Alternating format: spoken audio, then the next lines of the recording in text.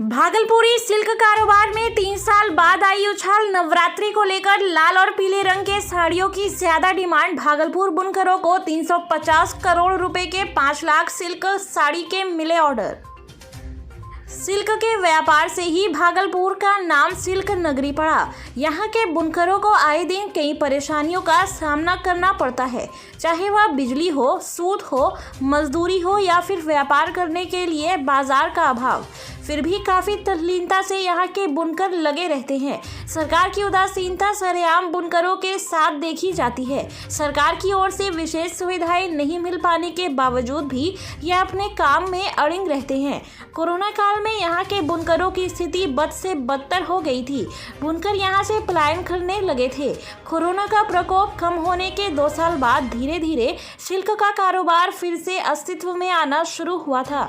बताते चले कि हाल के वर्षों में 2019 में 300 करोड़, 2020 में 10 करोड़, 2021 में 15 करोड़ रुपए का व्यापार हुआ था और सबको पीछे छोड़ते हुए इस बार 2022 में रिकॉर्ड तोड़ 350 करोड़ रुपए का व्यापार हुआ है। कोरोना काल के 2 साल बाद इस बार फिर से सिल्क के कारोबार ने रफ्तार पकड़ी है। इस बार नवरात्रि के उपलक्ष्य पर बुनकरों को 5 लाख सिल्क साड़ियों का ऑर्डर मिला है, जिसकी कीमत तकरीबन 350 करोड़ बताई जा रही है। औसतन प्रत्येक कतान सिल्क साड़ी की कीमत 5,000 से 15,000 रुपए तक की आती है। वहीं बूटी साड़ी 24,000 रुपए से 30,000 रुपए तक की आती है। इनमें लाल और पीले रंग की साड़ियों की मांग ज्यादा है। भागलपुर में कोकून के धागे काफ़ी महंगे हो गए हैं, इसलिए इसे छत्तीसगढ़, झारखंड और उड़ीसा से मंगाया जा रहा है। धागे के दाम में 20% तक बढ़ोतरी हुई है, फिर भी खरीदारों के उत्साह में कमी नहीं आई है। पारंपरिक परिधान के शौकीन बड़े दाम पर भी जमकर खरीदारी कर रहे हैं। भागलपुरी सिल्क साड़ी का डिमांड ज़्यादातर पश्चिम बंगाल में है। पश्चिम बंगाल के अलावे भारत के विभिन्न राज्यों में जैसे दिल्ली, गुजरात, महाराष्ट्र, केरल आदि में भी दशहरा के मौके पर भागलपुर की सिल्क साड़ी महिलाओं की बेहद पसंदीदा पारंपरिक पोशाक है। इस बार भागलपुर के सिल्क व्यवसायी व बुनकरों में काफ़ी खुशी है। उन्हें उम्मीद है कि पिछले 2 साल कोरोना की मार को झेल चुकी स्थिति में जो नुकसान हुआ है उसकी भरपाई अब हो पाएगी।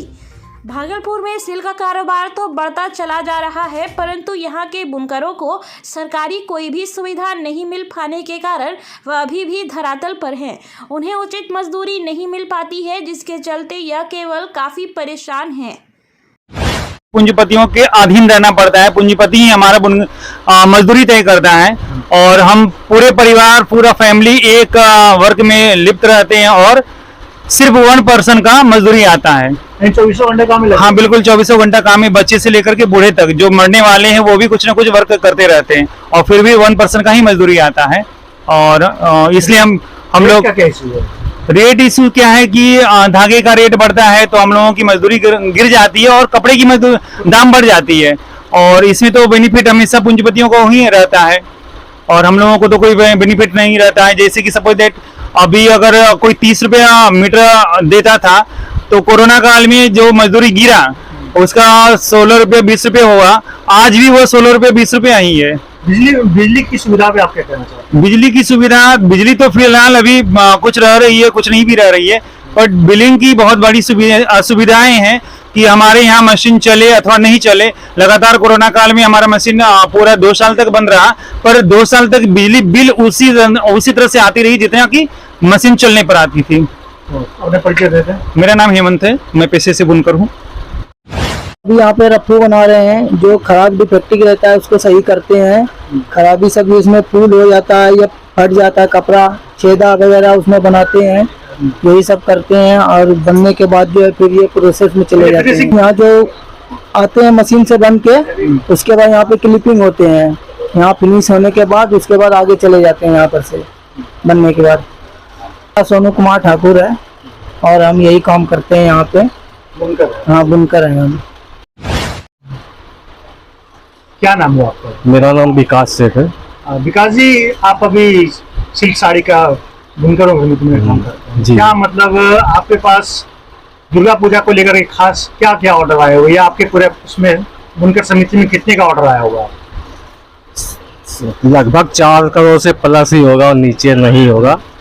4 करोड़ से अधिक का है। हाँ, तो दुर्गा पूजा में कोई खासा ऐसा कलर जो कि आपको अधिक ऑर्डर आया हो? रेड, मैरून, येलो, ऑरेंज, ये चलता है। और भी कलर है, ये ज्यादा चलता ये है। 4 कलर ज्यादा खासकर हाँ। ऑर्डर आया हुआ है। 2 साल कोरोना में बंद रहा, मतलब डिमांड कम रहा, तो 2 सालों के बाद कैसा लगा कि मतलब रेट बढ़ा है या फिर क्या आपको रेट बढ़ा नहीं, रेट और कम हो गया। अच्छा, मजदूरी घट गया। मजदूरी घट गई है। मजदूरी घट गया। आप लोगों की मजदूरी घटी है या फिर साड़ियों का रेट उतना ही रह गया? आप सिर्फ आप लोगों की मजदूरी घटी? मजदूरी हम लोग का घटा, साड़ी का रेट चढ़ ऐसा गया। क्यों? मजबूरी है।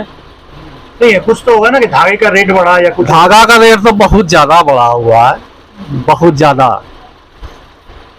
अच्छा, धागे जो आपको पूंजीपति प्रोवाइड करते, इस बीच में क्या क्या लगता है कि क्यों बिचौलियों को नहीं होना चाहिए? हाँ, बिचौलियों को नहीं होना चाहिए। डायरेक्ट अगर सरकार हमको धागा देगा, हाँ। मार्केट हमको दे दे बेचने के लिए, तो फायदा हम लोग को है। आपकी क्या क्या मजबूरियां, क्या क्या दिक्कतें हैं आपकी? एक बिजली का समस्या, दूसरा धागा बहुत ज्यादा रेट उठा चढ़ा होता है। बिजली की समस्या में क्या है? मीटर रीडिंग वगैरह क्या? हाँ, मीटर रीडिंग जो है, जो सही रीडिंग है, नहीं आता है रीडिंग करने, लेकिन हर महीने का बिल उठना ही आता है। बिलिंग मतलब फिक्सेशन वाला सीन है। हाँ, ठीक है। रीडिंग है, जी। नियम है रीडिंग का, लेकिन नहीं आया रीडिंग करने, हर महीना बिल दे दिया उतना ही।